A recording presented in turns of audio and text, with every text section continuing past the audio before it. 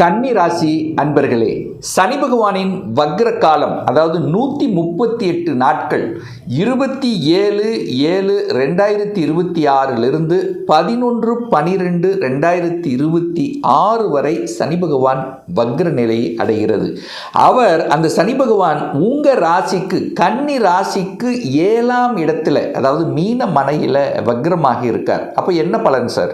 அப்போ கன்னிக்கு சனி பகவான் யார் அப்படின்னா 5ஆம் அதிபதி, பூர்வ புண்ணியஸ்தானத்தின் அதிபதி, பஞ்சமஸ்தானத்தின் அதிபதி, அதே சமயத்தில் 6க்குரியவன், கடன் நோய் எதிர்ப்பு பகையை தரக்கூடியவனும் அதே சனி பகவான் இப்போ 7ஆம் இடத்தில் அமர்ந்திருக்கார்.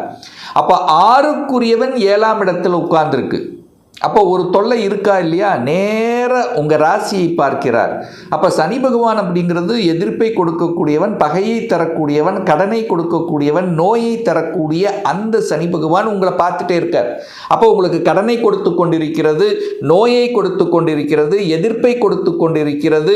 இப்படி தொந்தரவு கொடுத்து கொண்டிருக்கக்கூடிய கன்னிராசி என்பவர்கள் இப்போ அதிலிருந்து சமப்படுத்தக்கூடிய தன்மை, அதிலிருந்து மீளக்கூடிய தன்மை, அதை சரி செய்யலாம் என்கின்ற உத்வேகம் உங்களுக்கு கிடைக்கக்கூடிய தன்மையை இந்த காலகட்டம் உருவாக்கும். ஏன்னா சனி பகவான் வக்ரம் ஆயிட்டார். வக்ரமன் என்ன? இயல்புக்கு மாறிய தன்மை. இப்போ என்னெல்லாம் கொடுத்துட்டு இருக்கோ அதிலிருந்து நிவர்த்தி செய்ய போகிறது. இப்போ கடன் இருக்கா, கடன் அதாவது ஒரு கழுத்தை நெரித்து கொண்டிருக்கிறதா, இப்போ உங்களுக்கு உத்வேகம் கிடைக்கும், கடனை அடைச்சிடலாம்ப்பா. அப்புறம் அப்படி என்கின்ற உணர்வை கொடுத்து அதை சமப்படுத்தக்கூடிய அமைப்புங்கிறது நிச்சயமாக உண்டு. எதிர்ப்பிருந்தவங்க அதை விலகி போயிடுவாங்க. ஒன்று, உங்களை யாரெல்லாம் தொந்தரவு கொடுத்து கொண்டிருந்தீர்களோ அவர்கள் உங்களை விட்டு வெளியே நகருவார்கள், அல்லது நீங்கள் அந்த இடத்தை விட்டு வெளியே நகர்வீர்கள். அப்போ எதிர்ப்பு இல்லை என்கின்ற அமைப்பு ஆகிறது. அல்லது ஒருவருக்கொருவர் புரிந்து கொள்ளக்கூடிய தன்மை, ஒரு சிலர் நண்பர்களாக மாறக்கூடிய தன்மைகளையும் கூட உருவாக்கிவிடும். ஸோ வேலை இல்லை என்று இருக்கக்கூடியவர்கள், வேலை போயிடுச்சு சார், போன மாதம் வேலை போயிடுச்சு, இன்னும் வேலை கிடைக்கல, தேடிட்டே இருக்கு, அலைச்சல் திருச்சலாக இருக்குது, டென்ஷனாக இருக்குது, தான் ஒன்று நினச்சா அது ஒன்று நடக்குது, நான் படித்த படிப்பு ஒன்று, படித்ததுக்கு உண்டான ஒரு ரெகக்னைசேஷன் இல்லை, அதுக்குண்டான ஒரு வேலை கிடைக்க மாட்டேங்குது, இப்படி புலம்பிக் கொண்டு இருக்கக்கூடிய கன்னிக்கு இந்த வக்ர காலத்தில் நல்ல வேலை, படித்த படிப்புக்கு ஏற்ற வேலை, உங்கள் ஸ்டேட்டஸுக்கு ஏற்ற வேலை, உங்கள் எக்ஸ்பீரியன்ஸுக்கு ஏற்ற வேலை நிச்சயமாக அமையுங்கிறதுல மாற்று கருத்து என்பது இல்லை. அதுவும் பார்த்திங்கன்னா நிறைய பேர் ஏதாவது வழக்கில் சிக்கிட்டு இருக்குது, தேவையில்லாத வழக்கு வருது. எத்தனையோ ஒரு 20 வருஷத்துக்கு முன்னாடி ஏதோ நடந்தது, இப்போ அது ஏதோ வழக்கு போட்டிருக்காங்க, என் மேலே போட்டிருக்காங்க, என் மேலே எந்த தவறும் இல்லை. ஸோ இப்படி அதாவது செய்யாத குற்றங்களுக்கு ஒரு தவறு, ஒரு தண்டனை என்று நினைத்து கொண்டிருக்கக்கூடிய, அதனால் மன உளைச்சலுக்கு ஆளாய்ப்பட்டு கொண்டிருக்கக்கூடிய கன்னிக்கு இப்போ அதிலிருந்து விடுதலை, சரிப்படுத்தக்கூடிய அல்லது அதை சரி செய்யக்கூடிய அளவுக்கு மற்றவர்கள் துணை கிடைக்கக்கூடிய அமைப்பு, ஏதோ ஒரு டைம் பெரிய மனிதர்களின் தொடர்பு கிடைக்கக்கூடிய அமைப்பு நிச்சயமாக உண்டு. இதில் மாற்று கருத்து இல்லை. ஏன் சொல்கிறேன் அப்படின்னா, குரு, அந்த குரு பகவான் 7ஆம் அதிபதி. அந்த குருங்கிறது பெரிய மனிதருக்கு சொந்தக்காரர். குருங்கிறது கடவுளினுடைய அனுகிரகத்துக்கு சொந்தக்காரர். குரு பகவான் சனி பகவானை பார்க்குறார், பார்த்து நிவர்த்தி அடைய போகிறது. அப்புறம் என்ன சார் உங்களுக்கு கஷ்டம்? கவலைப்பட வேண்டாம். யாரெல்லாம் அலைச்சல் திருச்சல் டென்ஷன் ப்ரெஷர் அதாயிரும் இதாயிரும் அப்படின்று மனதில் உறுத்தி கொண்டிருந்த விஷயங்கள் இப்போது நல்லபடியாக மாறப்போகிறது.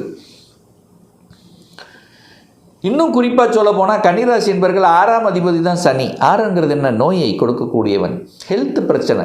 நிறைய கன்னிராசி என்பவர்களுக்கு ஹெல்த்தில் உங்களுக்கு ஒரு பிரச்சனை இருக்கிறது அல்லது ஒரு பிரச்சனை ஆகுது அப்படின்னா அது சனி பகவானால் தான். ஏன்னா 6ஆம் அதிபதி உங்களுக்கு நோயை கொடுக்கக்கூடிய சொந்தக்காரர் யார் அப்படின்னா சனி பகவான். அந்த சனி பகவான் உங்களை ராசியை பார்த்துட்டே இருக்கார், உங்களை பார்த்துட்டே இருக்கு, ஈஸியாக அட்டாக் பண்ணும், ஈஸியாக ஏதாவது ஒன்று வருது அப்படின்னு இருக்கும், அல்லது ஏதாவது உடலில் ஏதாவது செய்யுதுங்கிறது ஒரு ஃபீலிங்ஸாவது உங்களுக்கு கொடுக்கும். போய் செக் பண்ணி பார்த்தா ஒன்றும் இருக்காது, பட் அந்த ஃபீலிங்ஸாவது கொடுக்கும். கால் வலி கொடுக்கும், முட்டி வலி காமிக்கும். ஏன்னா உடலின் இயக்கத்துக்கு காரணகர்த்தாக இருக்கக்கூடியவர் இந்த சனி பகவான் தான். இப்போ வக்ரமாகிறார், இப்போ சரி செய்ய போகிறது. ஹெல்த் பிரச்சனையை சரி செய்யக்கூடிய சந்தர்ப்ப சூழ்நிலைகளை உருவாக்கக்கூடிய ஒரு காலகட்டம் தான் இந்த கன்னிராசி அன்பர்களுக்கு. சரி, இது வரைக்கும் இந்த ட்ரீட்மெண்ட்டுக்கு ஒரு சரியான ஒரு ஹாஸ்பிட்டல் நமக்கு கிடைக்கல, அல்லது சரியான டாக்டர் அமையல, இப்படியெல்லாம் நினச்சிட்டு இருக்கவங்க இப்போ ஏதோ ஒரு மூலியமாக இந்த இடத்துக்கு போங்க சரியாயிடும், இந்த டாக்டர் போய் பாருங்க சரியாயிரும் அப்படி சொல்லக்கூடிய விதத்தில், அது சரிப்படுத்தக்கூடிய அமைப்பில் இந்த காலகட்டம் நிச்சயமாக உருவாக்கும். அதனால் ஹெல்த் பிரச்சனை இருக்கிறவங்களாம் இனி சங்கடப்பட வேண்டியதில்லை.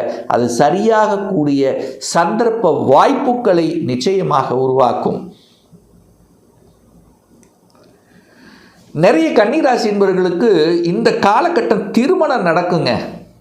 ஏன்னா 6ஆம் அதிபதி 7ஆம் இடத்துல போய் உட்கார்ந்துட்டு சில தொந்தரவுகள், பிரச்சனைகள், தாமதத்தையும் தடையை கொடுக்கக்கூடிய, சனி என்கிறாலே ஸ்லோ தான், ஒரு மந்த கிரகம். அந்த 6ஆம் அதிபதி எதிர்ப்பை கொடுக்கக்கூடியவன், பகையை கொடுக்கக்கூடிய சனி பகவான் திருமணஸ்தானத்தில் போய் அமர்ந்து கொண்டு அங்கே ஒரு தடையை, ஒரு பிரச்சனையை கொடுத்து கொண்டிருந்தார் அல்லவா. இப்போ வக்ரமாகிறார். இப்போ அந்த தடை நிவர்த்தியாக போகுது. அப்போது தன்னுடைய இயல்புக்கு மாறிய தன்மையில் இருக்க போகிறார். 7ஆம் அதிபதி 7ஆம் இடத்தையே பார்க்கிறார். குரு ஒரு நல்லவன் பார்க்கிறார். ஒரு கெடுதல் செய்யக்கூடியவனை ஒரு நல்லவர் பார்க்கும்போது அந்த கெட்டவனும் நல்லவனாக மாறப்போகிறார் அப்படின்னு அர்த்தம். அப்போ திருமணம், தடைப்பட்ட திருமணங்கள் டக்கு டக்குன்னு நடக்கும். திருமணமே வேண்டா என்று சொல்லி கொண்டிருக்கக்கூடிய கன்னிராசி என்பவர்களுக்கு திருமணம் செய்து கொள்ளலாம், நாமும் குடும்பஸ்தர் ஆகலாம் அப்படிங்கிற அந்த எண்ண உணர்வை கண்டிப்பாக கொடுக்கும். ஒரு 4 மாதங்களுக்கு முன்னால் ஒரு வரனை பார்த்து விட்டு இன்னும் எனக்கு ஒரு ரிசல்ட் கொடுக்கல, செட் ஆகலை, இதாகலை, அந்த இடம் ஓகே பட் எந்த ரிப்ளை இல்லை அப்படின்னு இருக்கக்கூடிய, மன வருத்தத்தில் இருக்கக்கூடிய, அந்த ஒரு ரிசல்ட்டை எதிர்பார்த்து கொண்டிருக்கக்கூடிய கன்னிக்கு டக்குன்னு அமையும்.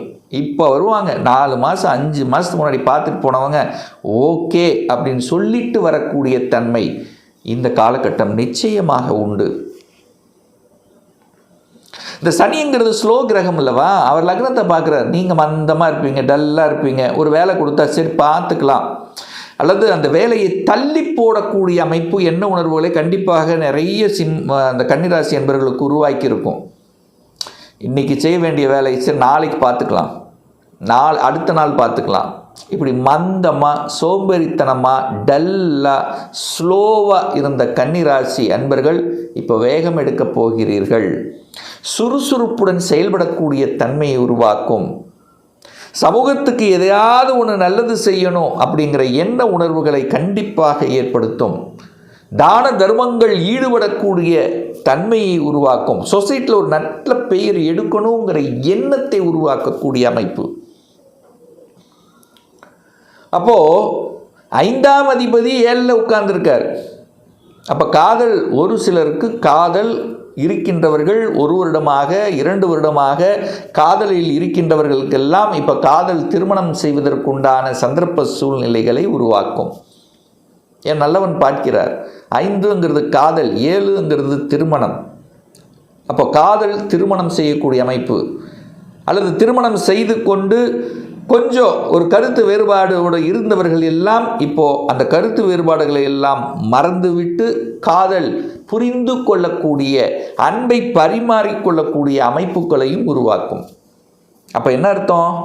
திருமணமாகி ஒரு பிரச்சனையாகி ஒரு கருத்து வேறுபாடு ஏற்பட்டு கணவன் ஒரு சைடு, மனைவி ஒரு சைடு இருக்கின்றவர்கள் எல்லாம் இப்போ உணர்ந்து கொண்டு, புரிந்து கொண்டு, அந்த ஈகோ அப்படிங்கிற சின்ன ஒரு கேப் இருந்தது பார், அதையெல்லாம் மறந்து விட்டு நாம் ஒன்றாக இருக்கணும் அப்படிங்கிற ஒரு பொது நல்ல எண்ண உணர்வை கொடுக்கக்கூடிய ஒரு காலகட்டமாக இந்த கன்னிக்கு அமையிருக்கு அப்படிங்கிறத சொல்லலாம். அதே சமயத்தில் பார்த்திங்கன்னா பாக்கியத்தை கெடுத்து கொண்டு இருந்தது அப்பா வகையில், பூர்வீகம் சார்ந்த விஷயத்தில். பூர்வீகம், அந்த பூர்வீக சம்பந்தப்பட்ட பிரச்சனையில் ஒரு பிரச்சனை ஓடிக்கொண்டிருந்தது அல்லவா, அதெல்லாம் சரி செஞ்சிடணும் அப்பா, இனி அந்த பிரச்சனை வேண்டாம், கொஞ்சம் விட்டு கொடுக்கக்கூடிய மனப்பான்மை.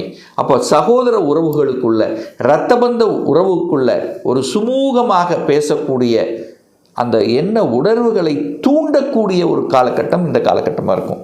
என்னதான் பகை, என்னதான் இது இருந்தாலும் உள்ளுக்குள்ள, மனசுக்குள்ள ஒரு சின்னதாக பரவாயில்ல, கொஞ்சம் விட்டு கொடுத்துடலாமே, ஏதோ முடிச்சிடலாமே, பிரச்சனை இல்லாமல் முடிச்சிடலாமே அப்படிங்கிற எண்ண உணர்வுகளை தூண்டக்கூடிய ஒரு காலகட்டமாகவும் இந்த காலகட்டம் அமைய இருக்கிறது. இன்னும் அடுத்தது ஒரு முக்கியமான ஒரு நற்பலன் அப்படின்னா குழந்தை பாக்கியம். 5ஆம் அதிபதி 7ஆம் இடத்தில் அமர்ந்து கொண்டு குருவினுடைய பார்வை இருக்கக்கூடிய ஒரு அற்புதமான ஒரு காலகட்டம் இந்த காலகட்டம். சார் நான் ட்ரீட்மெண்ட் பார்த்துட்டேன் சார், நிறைய செலவெடுத்து பார்த்துட்டோம் சார், அங்கே போயிட்டோம், இந்த பரிகாரம் செஞ்சோம், அந்த கோயிலுக்கு போயினோம், எத்தனை வழிபாடு, எத்தனை கஷ்டங்கள் விரயங்கள் ஏற்படுத்தி கொண்டிருந்த இந்த கன்னிக்கு இப்போ குழந்தை டக்குன்னு உருவாயிரும். குழந்தை பாக்கியம் கிடைக்கக்கூடிய ஒரு அற்புதமான ஒரு காலகட்டமாக இந்த 138 நாட்களில் ஒரு சந்தோஷத்தை தரக்கூடிய ஒரு விஷயமாக யாரெல்லாம் குழந்தை பாக்கியத்துக்காக ஏங்கிக் கொண்டு அந்த ஒரு விஷயம் இருந்தால் போதும்பா நம்ம லைஃப் சக்ஸஸ் அப்படின்னு நினைத்து கொண்டு ஒரு வருடமாக 2 வருடங்களாக காத்து கொண்டு இருக்கக்கூடிய இந்த கன்னிக்கு குழந்தை பாக்கியம் கொடுக்கக்கூடிய ஒரு அற்புதமான ஒரு காலகட்டம் இந்த காலகட்டம் அமைய இருக்கிறது அப்படிங்கிறத ஸ்ட்ராங்காக சொல்லலாம். அப்போ அதிர்ஷ்டங்கள் கிடைக்கக்கூடிய, யோகத்தை கொடுக்கக்கூடிய, ஏன்னா குரு கடவுள் பார்க்கிறார். நீங்கள் எத்தனை வருடங்களாக இஷ்ட தெய்வத்தை வழிபட்டு கொண்டிருக்கிறீர்கள், இது செய்யலை அது செய்யலை, இது நடக்கலை அது நடக்கலை, நான் எத்தனை கடவுளை கும்பிட்டேன் அப்படிலாம் அந்த நினச்சிட்டு அந்த கடவுளினுடைய அருளால், பிரபஞ்சத்தினுடைய அருளால் நல்லவைகள் நடக்கக்கூடிய ஒரு காலகட்டமாக இந்த கன்னிக்கு நிச்சயமாக அமையுங்கிறதுல எந்தவித மாற்று கருத்தும் கிடையாது.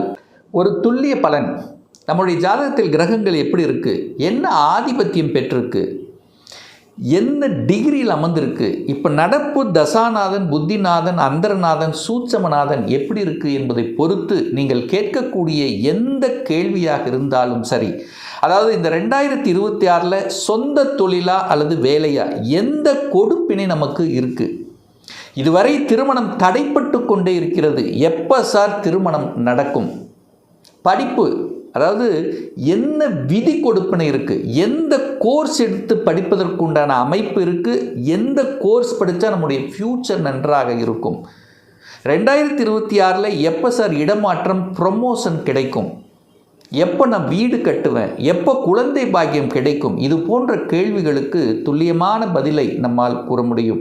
ஒரு பர்சனல் கன்சல்டேஷன் எடுத்துக்கணும், சுயஜாதகம் பார்க்கணும் என்று விருப்பப்படக்கூடிய அன்பர்கள் டிஸ்பிளே தெரியக்கூடிய நம்பருக்கு வாட்ஸ்அப் மூலியமாகவோ ஃபோன் கால் மூலியமாகவோ தொடர்பு கொண்டு அப்பாயின்மெண்ட் பெற்றுக்கொண்டு நேரடியாகவோ அல்லது ஆன்லைன் மூலமாகவோ கன்சல்டேஷன் எடுத்துக்கலாம். நம்மளுடைய அலுவலகம் கோயம்புத்தூரில் அமைந்துள்ளது. அதாவது கோயம்புத்தூரிலிருந்து மேட்டுப்பாளையம் செல்லும் வழியில் வெள்ளக்கிணர் பிரிவு அன்னபூர்ணா ஹோட்டலுக்கு அருகில் அமைந்துள்ளது. பிரியர் அப்பாயின்மெண்ட் வாங்கிட்டு நேரடியாக கன்சல்டேஷன் எடுத்துக்கலாம். நிச்சயமாக இந்த பதிவு ஏதாவது ஒரு ரூபத்தில் உங்களுக்கு யூஸ்ஃபுல்லாக இருக்குங்கிறதுல எந்தவித மாற்று கருத்தும் கிடையாது. நம்ம சேனலை நீங்கள் ஃபஸ்ட்டு டைம் பார்ப்பவர்கள் என்றால் மறக்காமல் சப்ஸ்கிரைப் பண்ணிக்கிங்க. பக்கத்தில் இருக்கக்கூடிய பெல் பட்டன் மற்றும் ஆல் நோட்டிஃபிகேஷனை கிளிக் பண்ணும்போது நான் போடக்கூடிய அடுத்தடுத்த பதிவுகள் உங்களுடைய நோட்டிஃபிகேஷனில் வந்து சேரும். மீண்டும் ஒரு நல்ல பதிவில் உங்களை சந்திக்கும் வரை உங்களிடமிருந்து விடைபெறுவது உங்கள் அஸ்ட்ராலஜர் டாக்டர் சதீஷ்.